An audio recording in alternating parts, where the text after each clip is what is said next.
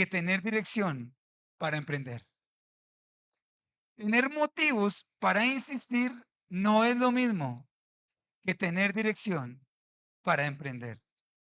Estamos viviendo en un evangelio que ha sido transformado. eh, Se escucha fuerte, pero tergiversado. En un evangelio conveniente. Y a través de estos últimos años, por lo menos de estos últimos años, se nos ha dicho lo siguiente. Y yo sé que estos mensajes, por, por más de que querramos corregirlos, no dejan de calar en los corazones de las personas. Cosas como esta. Las puertas, si no se abren las puertas, yo las abro. No aceptes una puerta cerrada, ábrela tú mismo. Y a mí me dice la palabra en Apocalipsis que Dios es el que cierra y el que abre puertas. No soy yo el quien abre las puertas, ni tampoco yo, bueno, muchas veces nos cerramos las puertas. En ese aspecto sí, tal vez muchas veces lo podemos hacer, pero no está en mí abrir las puertas que se han cerrado. Se nos ha dicho que no aceptemos un no por respuesta. No aceptes un no por respuesta. Se nos ha dicho que es correcto decretar. Y lo que tú quieras en este momento, decrétalo y lo consigues. Lo que tú quieras, simplemente confiésalo y así lo vas a recibir. Son cosas que se han dicho de una mala manera. Es más, yo te reto para que busques un versículo que hable de lo mismo, que hable de decretar. Sí conozco muchos versículos que son tergiversados para que digan lo que no quieren decir. Se tergiversan, se manipulan para que la Biblia dice lo que el predicador quiere que la Biblia diga. Pero en ningún momento se nos ha dicho que no aceptemos un no por respuesta. En ningún momento se nos ha dicho que nosotros tenemos que abrir a la fuerza las puertas que se nos cierran. En ningún momento y en ninguna parte de la Biblia se nos dice que decretemos con nuestra boca porque así será. Cuando yo veo un pueblo que no está aceptando un no por respuesta, cuando yo veo un pueblo que no está recibiendo la voluntad de Dios con agrado, veo un pueblo que está manipulando la palabra. Cuando yo veo un pueblo que está decretando cosas que quiere, es un pueblo que no tiene en cuenta la opinión de Dios, sino simplemente quiere recibir lo que quiere en el momento sin tener en cuenta a Dios. Cuando se ha hablado de decretos, entonces se habla simplemente de que si tú lo quieres, no importa que Dios no lo quiera, yo lo decreto y yo lo consigo. Esto no es bíblico, iglesia. Hay otra teoría que yo he escuchado y es, sigue tu corazón. Lo que te diga tu corazón, hazlo. Y me dice la palabra en Jeremías capítulo 17 que engañoso es el corazón. ¿Cómo vas a seguir a tu corazón si tu corazón te engaña? Tu corazón muchas veces quiere cosas que no te convienen. Tu corazón quiere muchas veces cosas que Dios no quiere para ti. Lo repito, el corazón muchas veces quiere cosas que no convienen. O el corazón quiere cosas que Dios no quiere para ti. Pero se nos ha dicho que si tu corazón lo quiere y tú lo confiesas, tú lo recibes.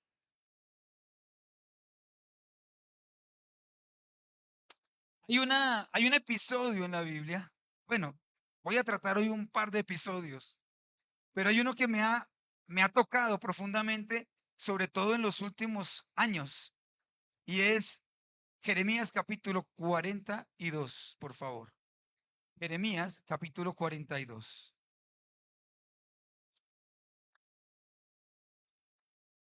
El contexto de esta palabra es la ocupación babilónica a Jerusalén. Es decir, la deportación a Babilonia. Cuando a través de Nabucodonosor, todo el pueblo, o la mayoría de él, o en la primera deportación, los hombres más importantes, más jóvenes, más productivos, fueron llevados cautivos a Babilonia. Así que la Biblia lo narra como que quedó un pequeño grupo. La Biblia le dice como un remanente, un pequeño grupo de personas que quedaron en Jerusalén. Y ellos estaban preocupados. ¿Por qué? Porque ya se habían llevado un grupo de ellos cautivos a Babilonia. ¿Y qué va a ser de nosotros? ¿Qué vamos a hacer? Tenemos que pedir dirección. Di conmigo dirección. Y Jeremías había sido preservado, lógicamente, por Dios a través de Nabucodonosor. Y vemos en el capítulo 42 lo siguiente, verso 2. Y le dicen ellos a Jeremías, los más importantes oficiales del remanente que quedó en Jerusalén, hablan con Jeremías y le dice, ruega por nosotros a Jehová tu Dios. Verso 3, para que Jehová tu Dios nos enseñe el camino por donde vayamos y lo que hemos de hacer. Entonces, hay un grupo de personas que no tienen una dirección. Hay un grupo de personas atemorizadas. ¿Por qué? Porque ya habían vivido una deportación y ellos tenían temor de también ser deportados. Así que dijeron, al menos con su boca, vamos a ver más adelante que no fue con su corazón, sino solamente con su boca, le dicen al profeta Jeremías, ruega a Dios, porque queremos conocer la voluntad de Dios. Queremos saber qué es lo que Dios quiere al respecto. Y el verso 15 dice, si no hiciéramos conforme a todo aquello para la cual Jehová tu Dios te enviare a nosotros, sea bueno o sea malo, lo repito, si no hiciéramos conforme a todo aquello para lo cual Jehová tu Dios te enviare a nosotros, es decir, la respuesta que Dios traiga a tu petición o a nuestra petición a través de ti, esta respuesta sea buena o sea mala, a la voz de Jehová nuestro Dios, al cual te enviamos, obedeceremos, para que obedeciendo a la voz de Jehová nuestro Dios, nos vaya bien. Es impresionante cómo es un grupo de judíos que tienen claro que obedecer la voz de Dios es bueno. Ellos piden la dirección de Dios a través del profeta porque dicen que es necesario saber el concepto de Dios, la voluntad de Dios al respecto, porque sabiendo la voluntad de Dios, les irá bien. A mí, tal vez de todo el pasaje o de estos 2 o 3 capítulos que hay que leer para entender muy bien este contexto, es lo que más me impacta. Ellos tenían claro que el mandato de Dios, es decir, que Dios no se equivoca, que todo aquel que obedece la voz de Dios, a ese le va bien, que todo aquel que obedece el mandato de Dios está seguro. Pero miremos un poco más adelante, verso 7. Entonces, aconteció que al cabo de 10 días vino palabra de Jehová a Jeremías y les dice en el verso 10, si os quedareis quietos en esta tierra, os edificaré y no os destruiré. Os plantaré y no os arrancaré, porque estoy arrepentido del mal que os he hecho. ¿Qué debemos hacer, Señor? ¿Cuál es tu voluntad? ¿Qué quieres que hagamos? Así que Dios les dice, quédense quietos en esta tierra. ¿En cuál tierra? En la tierra de la amenaza. En la tierra en la cual, o de la tierra de la cual habían sido ellos deportados. Quédense por favor en esta tierra o quédense en esta tierra porque es mi voluntad. ¿Sabían ustedes que Dios conoce el futuro? Y Dios sabe por qué nos dice que no y que nos dice que sí. Yo quiero ir, o sea, me enteré no voy a mencionar el nombre o los nombres, pero me contaron un testimonio y tampoco he pedido permiso para darlo, lo digo. A las personas que les corresponde, les ruego me perdonen tomar el testimonio como ejemplo. Normalmente yo pido permiso, se llama derechos de autor. Yo pido permiso para poder mencionar ese testimonio o ese episodio, pero como no voy a nombrar personas, entonces creo que no hay mucho problema. Esta es una persona o una familia que le está pidiendo al Señor la voluntad para cambiarse, para mudarse de Colombia. Y estando en ese proceso, se le acerca uno de los líderes o se le acerca uno de los líderes de su iglesia y le dicen, nosotros sentimos de Dios que no se muden de Colombia, que no se vayan de Colombia.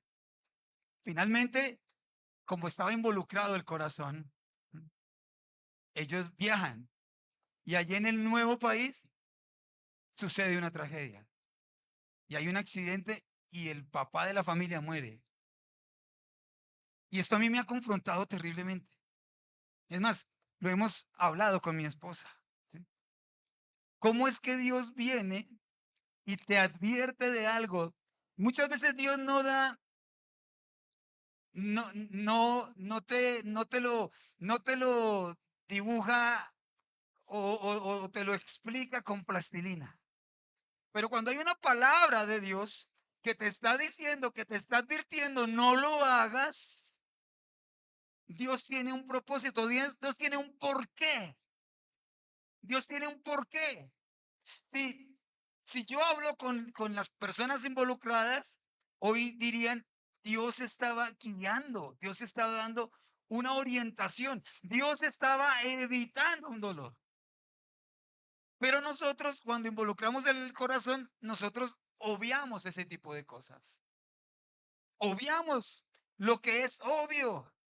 Obviamos lo que para nosotros tal vez es irrelevante. Cuando nosotros queremos hacer algo, miren esto, esto ocurre, a todos nos ha ocurrido. Cuando a nosotros nos conviene, las cosas son poquito, pequeñito. No es que la pérdida es poquita, ¿sí? Cuando nos conviene, entonces son pote. Es que hay una bendición grandota. Cuando nos conviene, ponemos las cosas, al menos en este caso, ponemos los riesgos pequeñitos. Y cuando nos conviene, hacemos lo que nosotros, o maximizamos lo que nosotros creemos, lo que nosotros argumentamos. Porque somos expertos en conseguir argumentos. Y cuando nos conviene, entonces, esos argumentos los exponemos delante de Dios y creemos que Dios está convencido del asunto. Creemos que ya engañamos a Dios. O como me ocurrió a mí, muchas veces tratamos de torcer el brazo de Dios. Cambiar su, cambiar su punto de vista forzadamente. Miren lo que ocurre. Estábamos en el 42 verso 10, ¿verdad? Dice, lo quiero leer nuevamente. Si os quedaréis quietos, en esta tierra os edificaré. Repito, era la tierra de la amenaza de ser deportados. Era la tierra de donde ya habían sido tal vez muchos de sus familiares o sus amigos o sus conocidos deportados. Pero Dios les dijo, quédense en esta tierra, quédense en Jerusalén y no os destruiré.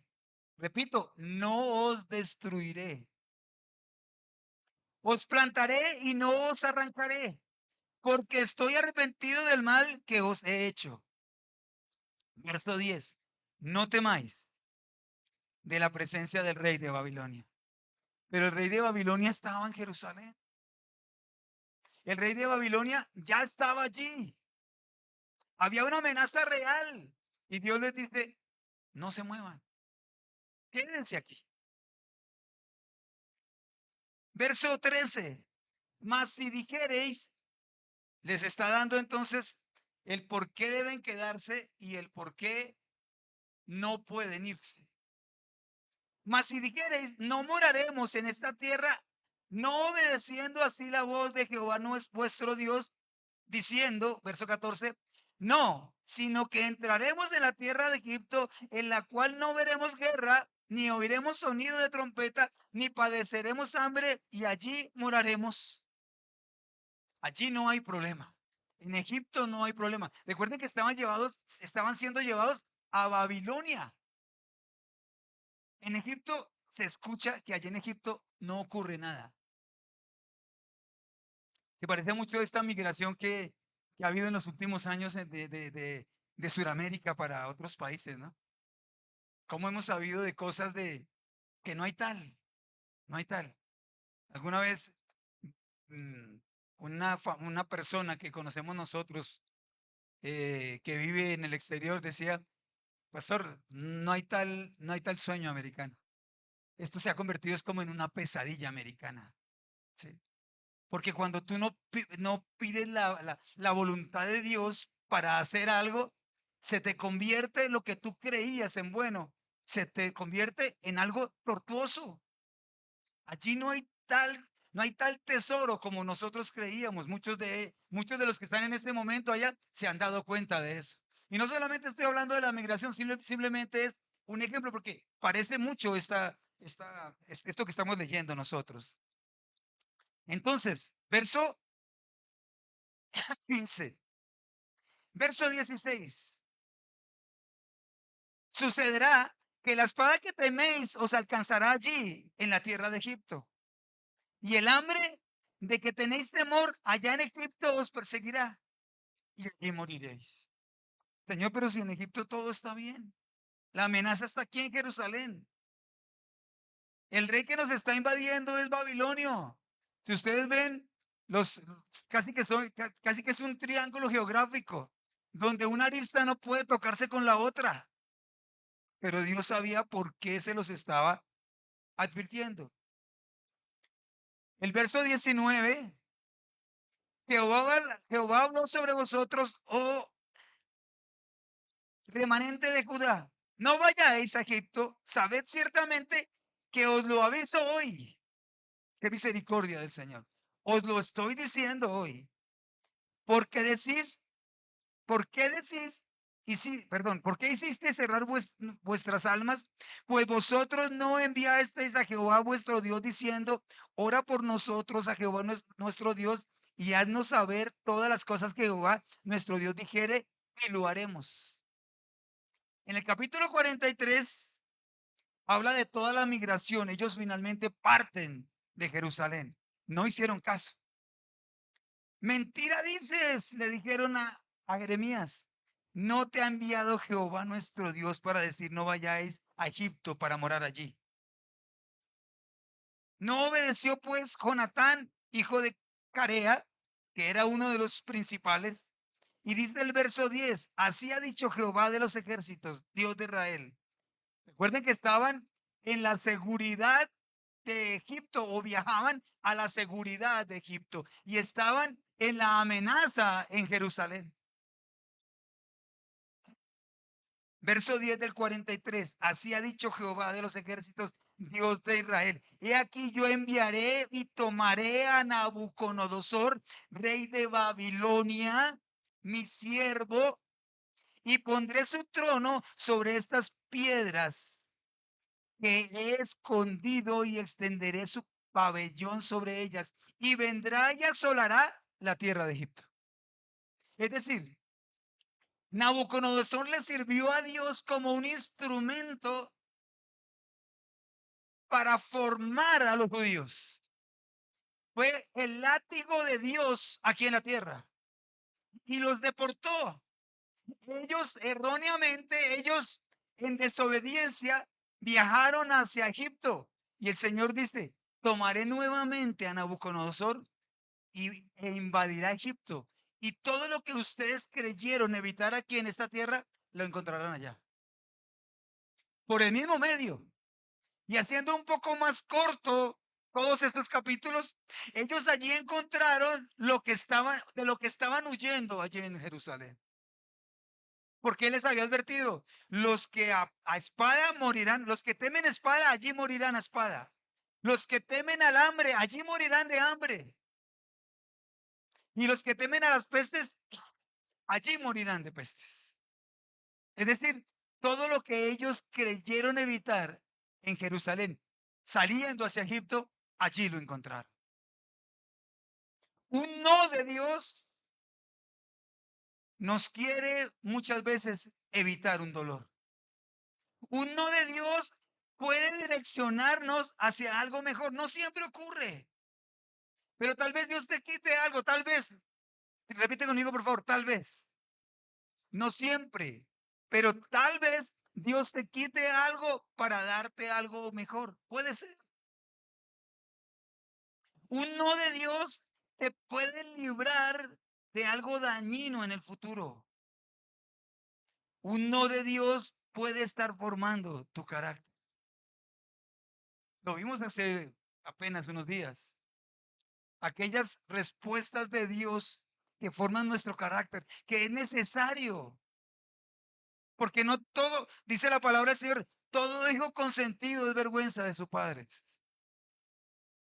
Y cuando hemos sido, o cuando hemos, no, este no fue mi caso, pero cuando hay cristianos que fueron consentidos en su niñez, pretenden ser cristianos adultos que hacen su voluntad y no la voluntad de Dios. Me lo tiene que dar, me lo tiene que dar. Es más, como hice con mi papá y con mamá, yo me lo hago dar. Aquellos cristianos que pretenden manipular a Dios, que pretenden por cualquier medio tocar el corazón de Dios o poniendo argumentos, ¿sí? El por qué lo quieren, o simplemente haciéndole la pataleta a Dios o pretendiendo hacer la pataleta a Dios que le hacían a sus padres en la casa. Porque una mala formación en el hogar se traduce en una vida de mala formación. Un no de Dios. Cuando hay un no de Dios, Él desea saber cuánto confías en su sabiduría. ¿Tú crees que Dios es un Dios sabio? Entonces descansa en la voluntad de Él, porque Dios no se equivoca. ¿Tú crees que hay un Dios que no comete errores? Entonces descansa en la voluntad de Él. Si Él te dice que tomes un camino, hazlo. Si Él te dice que te detengas, hazlo. Dios es el que conoce el futuro. Dios, Dios sabe por qué te permite lo que te permite. Hay cosas absurdas que Dios le ha pedido a sus siervos. Hay cosas absurdas que en la mente humana uno dice, Señor, pero ¿por qué esto? ¿Por qué Dios le pide a un profeta que cocine sus alimentos con estiércol? ¿Por qué Dios le pide a un profeta que se case con una prostituta? Yo veo un profeta que está siendo formado por el fuego de Dios. Yo veo un profeta el cual le han tomado su carácter y lo están moldeando a la voluntad de Dios. Yo veo un profeta el cual Dios está queriendo formar en él un hombre fuerte, un hombre rudo espiritualmente hablando. Tal vez aquellas personas a las que Dios les permite cosas más fuertes son aquellos que aparentemente son más rudos, pero que en su carácter son más débiles. Debo hacerte fuerte en tu carácter para que tu temperamento no te juegue malas pasadas.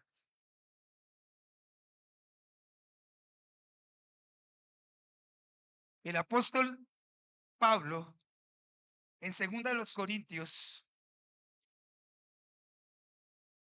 en el capítulo 12, narra, una, narra un episodio muy importante en su vida. 2 Corintios, capítulo 12. Vamos a leer los primeros versículos de este capítulo. En esta iglesia es conocido este capítulo. Lo hemos estudiado, incluso en estudio bíblico.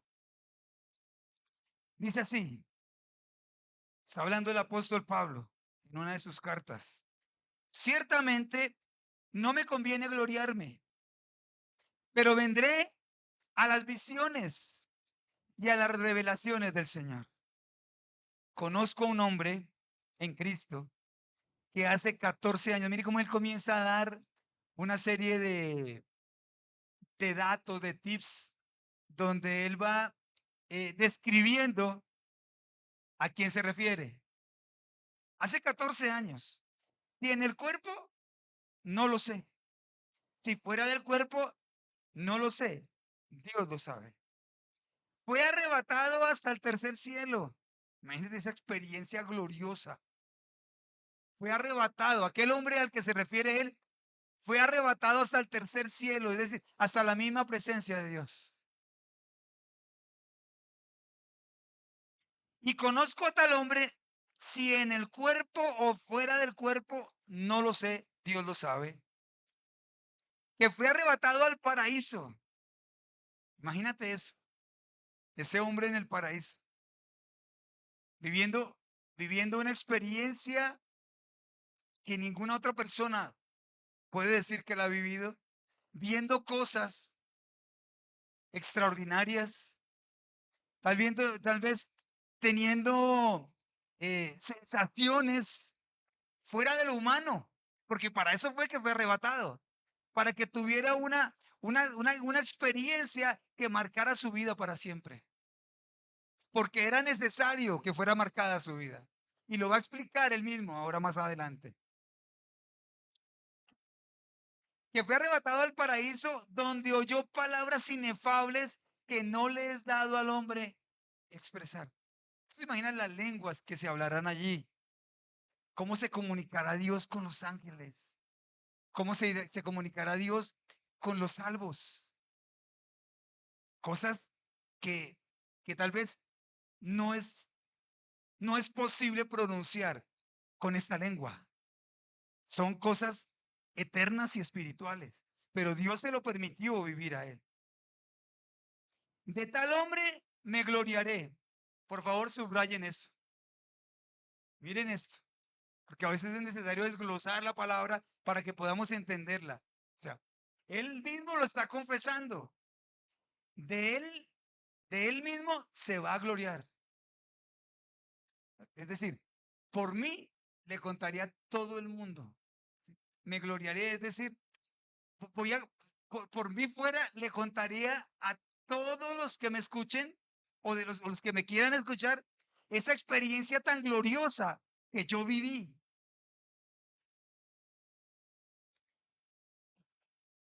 Pero de mí mismo en nada me gloriaré, sino en mis debilidades. Su experiencia fue tan gloriosa que le podría dar pie para gloriarse, pero él reconoce que no se gloría en eso. Era más fuerte la debilidad de él que la experiencia que vivió. Se podría tal vez ufanar, se podría otro calificativo. Se, se podía vanagloriar, se podía exaltar, podría comenzar a través del tiempo, tal vez a ver a sus hermanos un poco inferiores a él. Yo fui al cielo, tú no. Yo estuve en el paraíso, tú no. Y tal vez esta experiencia, si no fuera el mismo Dios que tomó el control de esta experiencia, tal vez hubiese desenfocado a Pablo. Y veíamos nosotros el viernes pasado que Pablo, en el llamado que tuvo, hubo básicamente un propósito. ¿Recuerdan ustedes? ¿Cuál fue? Sufrir. Él fue llamado a padecer. El mismo Señor Jesucristo le dijo, le voy a mostrar a él cuánto va a padecer por mi causa. Él no fue llamado para vanagloriarse. Él no fue llamado para ufanarse. Él no fue llamado para creerse más que sus hermanos. Él no fue llamado para predicar y ver a los demás por encima del hombro. Yo soy superior a ustedes. Él fue llamado para sufrir. Desde el mismo momento en el que fue llamado, tuvo una amenaza de muerte en la misma ciudad donde comenzó su ministerio.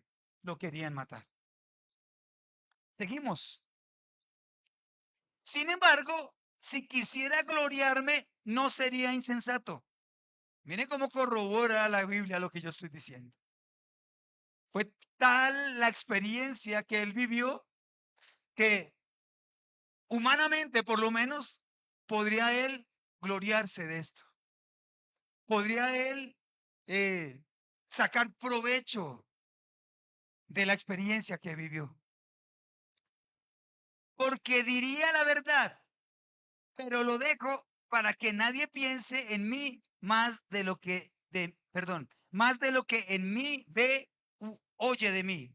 Y para que la grandeza de las revelaciones, aquí está el propósito, porque Dios le permitió a él tanto una cosa como la otra, y para que la grandeza de las revelaciones no me exaltase desmedidamente, me fue dado un aguijón en mi carne, un mensajero de Satanás que me abofetee para que no me enaltezca sobremanera.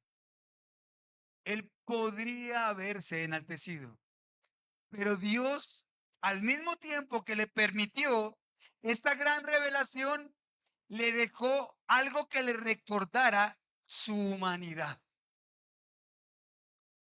Esto podría a ti enaltecerte y esto te desenfocaría del ministerio. No estaríamos hablando de Pablo, el apóstol a todos los gentiles. No, tal vez no estaríamos hablando de un Pablo que escribió tantas cartas al pueblo de Dios, aún desde la cárcel, si Dios no le hubiese dejado ese aguijón. Si Dios no le hubiera dejado ese mensajero que le recordara su humanidad. Por eso es que Dios tiene un propósito en medio de la prueba. Por eso es que Dios tiene un propósito cuando a muchos les dice no. No lo puedes manejar. Has demostrado que esto no es para ti. Y aunque argumentemos, podremos tal vez de pronto argumentar en nuestras oraciones que sí, sí, Dios, yo lo puedo manejar. Sí, Dios, no te preocupes, confía en mí. Y Dios una y otra vez nos está diciendo no. No, no. Así que ese mensajero que tuvo Pablo, un mensajero que le, que le puso los pies sobre la tierra, no le permitió a él que esa manifestación divina lo hiciera salir a él del ministerio, del propósito ministerial que Dios tenía para este hombre. Los no de Dios nos permiten a nosotros no engrandecernos. Son para mantenernos con los pies sobre la tierra, para que los grandes momentos no nos sirvan de vanagloria. ¿Sabes quién conoce el corazón? Solamente Dios. Yo, Dios, que escudriño los corazones. Yo, Dios, que sé dar a cada uno lo que le conviene. Tal vez pedimos más de lo que podemos administrar. Tal vez pedimos más de lo que en medio de la necesidad prometemos a Dios. Miremoslo de este punto de vista. Señor, por favor, algo muy sencillo. Señor, por favor, regálame un trabajo y yo te prometo fidelidad. Y Dios le da el trabajo y nunca más vuelve a la iglesia. ¿Tú te imaginas donde Dios le diera algo superior al trabajo? Y eso lo vemos todos los días en las iglesias. Miren, esto no sucede solamente en aposento de restauración. Cuando uno habla con pastores, amigos, con colegas en el ministerio, cuentan exactamente las mismas historias. Duró 10 años pidiéndole a Dios por algo. Y cuando Dios se lo concedió, jamás lo volvimos a ver en la iglesia. Yo tengo un ejemplo, creo que se los he contado. Una persona que duró viniendo aquí cuando hacíamos la oración en la mañana, que era como a las 7 de la mañana, durante mucho tiempo lo hicimos. Y este hombre venía todos los días y su oración era pedirle a Dios una camioneta, pero era una camioneta doble cabina para que le cupiese mucha gente para traer a, él hacía un listado de personas, ¿sí? A los cuales iba a pasar los domingos o los días de culto a recoger y traerlos todos a la iglesia. Dios le regaló la camioneta. Es más, la vi hace como 5 o 6 días que no la ha vendido. Se la regaló nueva, de paquete, ¿sí? Desde unos días antes de que le dieran su camioneta, nunca más volvió a la iglesia. Nunca más volvió a pisar una iglesia. Y hace poco pasábamos con mi esposa, porque el Señor también le regaló 2 negocios. Prósperos, negocios prósperos. Mi esposa le preguntó a la esposa de él, ¿y cómo van tus cosas? Inmediatamente comenzó a llorar. Las cosas no van bien espiritualmente. Las cosas no van bien en el hogar. Eso que tú le estabas pidiendo a Dios se te salió de las manos. Eso que le estabas pidiendo a Dios no lo supiste manejar. Eso que le estabas pidiendo a Dios, Dios te lo dio para confirmarte que no era para ti. Al menos en esa cantidad porque no lo supiste manejar. No estabas preparado para una respuesta de estas. Posiblemente, esto digo yo, posiblemente, ¿sí? Esté aprendiendo a través de las dificultades que le ha generado esa bendición. Pero Dios sabe en qué cantidad y cuándo podemos nosotros administrar. ¿Y sabes cómo le demostramos a Dios la administración? En lo poco. Hay una parábola que se llama la parábola de los talentos. Y vino un hombre que era un hombre de negocios, un hombre que tenía a sus criados y a uno le dio un cheque por 5 talentos. Y al otro le dio un cheque por 2 talentos. Y al otro le dio un cheque por 1 talento. Y a mí lo que me impacta de todo esto es que cuando viene el hombre a pedirle cuentas a sus criados, a los tres les dice exactamente la misma frase. Al que le dio 5 talentos le digo, en lo poco has sido fiel, en lo mucho te pondré. Porque le produjo 5 talentos más. Al que le dio 2 talentos le digo, en lo poco has sido fiel, en lo mucho te pondré. Es decir, aquel hombre de negocios que es el Dios al que nosotros creemos, poco o mucho para él no hay problema. Él te puede dar hoy 1 talento, o te puede dar 2 talentos, o te puede dar 5 talentos. Para Dios no hay nada imposible. El problema está en el corazón de nosotros que no sabemos administrar los talentos. Cuando tú no sabes administrar un talento, no pidas dos. Aprende la administración de un talento. Hagámonos hoy una autoevaluación. ¿Cómo está tu corazón con lo que Dios te ha dado?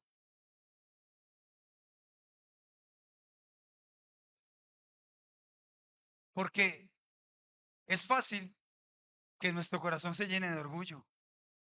Es fácil, es muy fácil. Es muy fácil que nuestro corazón se desenfoque de las promesas que le hemos hecho al Señor. Es muy fácil que nosotros podamos ver la bendición como la plataforma. Claro, si la bendición la vemos como una plataforma y Dios te coloca un poquito más alto, entonces ves más pequeños a los demás. Wow. Yo soy quien le demuestro a Dios si puedo administrar o no. Voy un poquito más profundo, porque es que no se los puedo dar todo al tiempo, porque de pronto me quedo hablando solo, Jackie. ¿Qué has hecho con lo que Dios te ha dado? Esta pregunta se la hago a cada uno de ustedes. Repito, a cada uno de ustedes. Yo Yo el área de la administración la veo de la siguiente manera.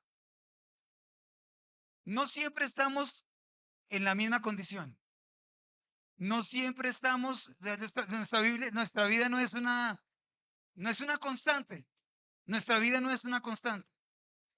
Eh, estamos, vivimos en episodios o vivimos en situaciones.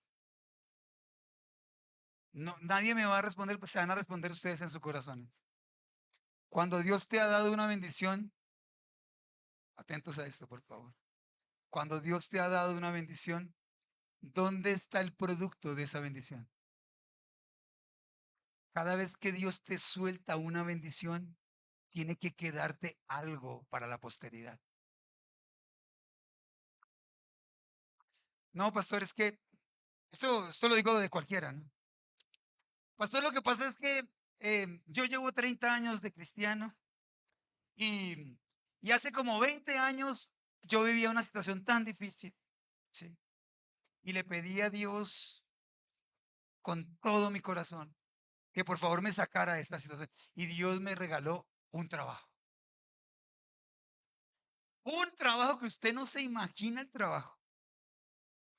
Yo ganaba muy bien. Entonces mi pregunta es hoy, como pastor y como predicador de esta palabra de hoy, yo te pregunto, ¿dónde están los beneficios de ese trabajo? No, pastor, lo que pasa es que por esa época, por esa época, conocí una muchacha y todo lo que yo gané me lo gasté con ella. No sabes administrar, papito. No sabes administrar. Tú mismo me estás dando la razón. No sabes administrar. Cuando Dios te da un talento y se acaba el episodio o el lapso de tiempo de vivir de un talento. Iglesia, por favor, pónganme mucha atención. Cuando se acaba el episodio de vivir por un talento, Dios te va a decir, ¿y qué hiciste con el talento, Señor? Con ese talento que realmente era poco, ¿sí? Yo lo administré bien, ¿sí? Me apreté un poquito el cinturón porque es que con un talento no es fácil vivir, pero me compré lo que tú quieras. Me compré un carrito, me compré una motico, me compré un lotecito, ayer precisamente estaba hablando con alguien que no es cristiano, para nada cristiano, ¿sí? Que es una persona que nos colabora con la construcción, y me decía, me está tocando tan duro, un hombre que no es cristiano, es más, es borracho. Nosotros lo regañamos cada vez que nos encontramos con él, le hacemos una pregunta de qué está haciendo en su vida, ¿sí? Me decía, mire, me ha tocado tan duro, pero me compré un lotecito. Me compré un lotecito, lo estoy pagando. Estoy pagando 1.350.000 pesos mensuales. He estado de aquí, pero me compré mi lotecito. Lo abracé, casi le doy un pico. Así es que es, hombre. Y si lo hace un mundano, ¿por qué no nosotros que tenemos esta palabra como guía? Entonces, aquel hermanito que hace 20 años pidió para un trabajo y se malgastó la plata, entonces entró en un periodo de prueba, porque se gastó la plata. Acuérdense que le habían dado un talento. Se gastó la plata en lo que no era y pasaron otros 10 años terribles. Y volvió otra vez a juiciarse y a pedirle al Señor que lo ayudara, y el Señor le volvió a conceder otra bendición.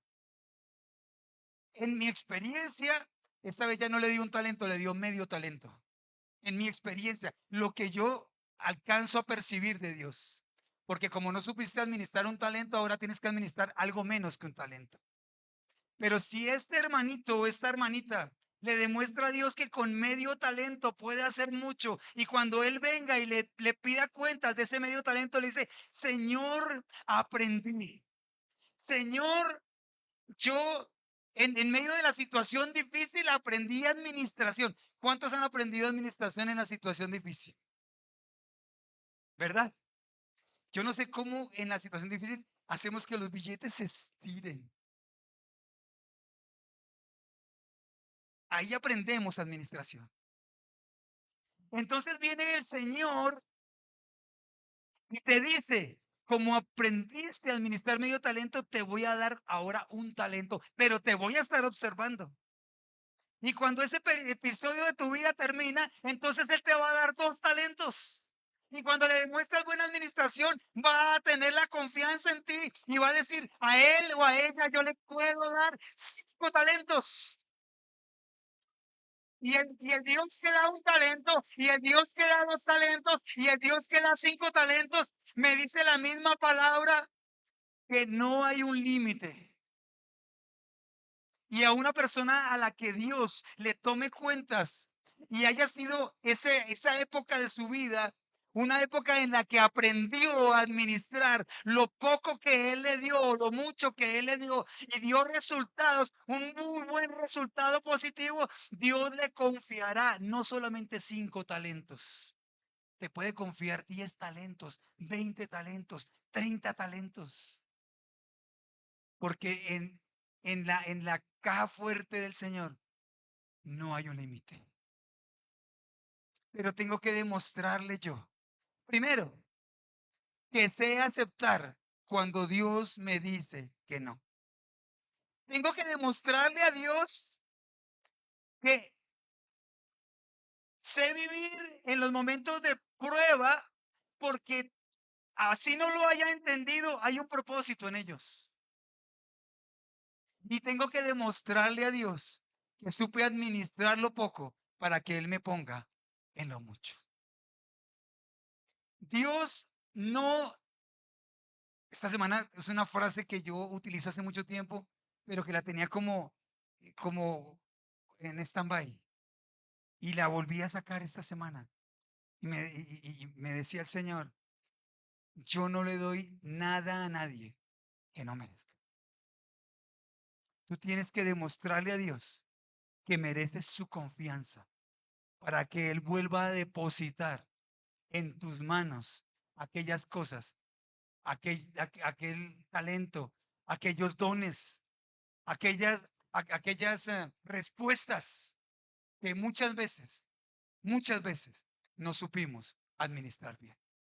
Amén. Vamos entonces a decirle al Señor hoy, levanta tu mano, por favor. Vamos a decirle al Señor, papito lindo, yo te prometo administrar bien. Te pido perdón por todas aquellas bendiciones. Te pido perdón por toda aquella provisión, la cual no tuvo un buen resultado en mis manos. Hoy reconozco que he dejado pasar muchas bendiciones, que han pasado muchas bendiciones por mi mano y que no he permitido que dejen en mi vida un buen fruto. Pero yo te pido, por favor, que tú me ayudes a administrarlo bien. Que lo que venga, Dios del cielo, yo te prometo y me comprometo hoy a administrar bien. Me comprometo hoy a cumplir lo que te estoy prometiendo a cambio, porque muchas veces prometemos algo a cambio. Así que hoy te vas a comprometer con Dios. Y el Dios que da un talento, que da 2 talentos, que da 5 talentos, o que puede dar a manos llenas, sea quien reciba hoy este compromiso que tú estás haciendo delante de su presencia. No lo estás haciendo conmigo, iglesia, lo estás haciendo con Dios. Y la buena administración parte desde la obediencia financiera. Comprométete con Dios. Dile, Señor, te comprometo a ser fiel. La obediencia financiera, dice Malaquías capítulo 3, trae bendiciones financieras. Amén.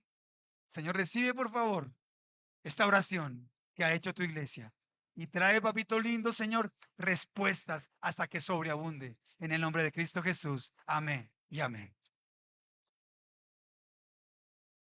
Gracias, Señor.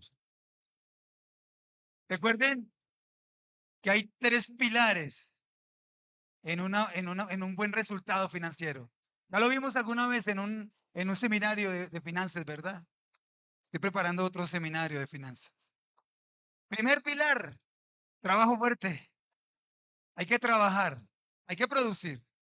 Eso es bíblico. El Amén. Señor le dijo a Josué en más de una ocasión, esfuérzate y sé valiente. Esfuerza, no temas, esfuérzate y sé valiente. Segundo pilar de las finanzas. Primer pilar, el trabajo. Segundo, cumplir con obediencia financiera. Y tercero, buena administración. Amén. Si falla alguna de estas tres cosas, no vas a ver la gloria de Dios. Es requisito indispensable. Es el prerequisito para ser bendecidos en el área financiera. Amén. Gloria a ti. Hablando de requisitos, vamos a recoger uno de los requisitos. Vamos a recoger los diezmos y las ofrendas. Me decía el Señor esta semana que insistiera en los diezmos y las ofrendas. Porque el pueblo en Malaquías, cuando el profeta Malaquías habla al pueblo acerca de la maldición, no fueron malditos por no diezmar, fueron malditos por no diezmar y no ofrendar. Amén. Gloria a ti, Señor. Vamos a hablar de finanzas. Vamos a hacer un taller de finanzas. Yo quiero explicar exactamente qué es el diezmo. Quiero explicar exactamente de qué debo diezmar. Quiero explicar cómo es la administración. Amén. Gracias, Señor. Recuerden, por favor, que el próximo fin de semana tenemos un evento que yo lo llamo para la familia. El sábado van a estar las mujeres aquí a partir de las 10 de la mañana y con los hombres quiero verme el domingo a las 9 de la mañana, por favor. Todos los hombres están invitados a las 9 de la mañana el próximo domingo. Las mujeres el sábado a las 10 de la mañana, hombres 9 de la mañana el domingo. E inmediatamente después de que termine lo de los hombres, vamos a subir al culto normalmente, vamos a tener escuela dominical normalmente. Amén. Y en el servicio de la escuela dominical, Dios tiene algo para las familias. Amén. Recuerden, vamos a tener escuela dominical a las 10 de la mañana normalmente. Amén. El viernes tenemos estudio bíblico a las 7 de la noche.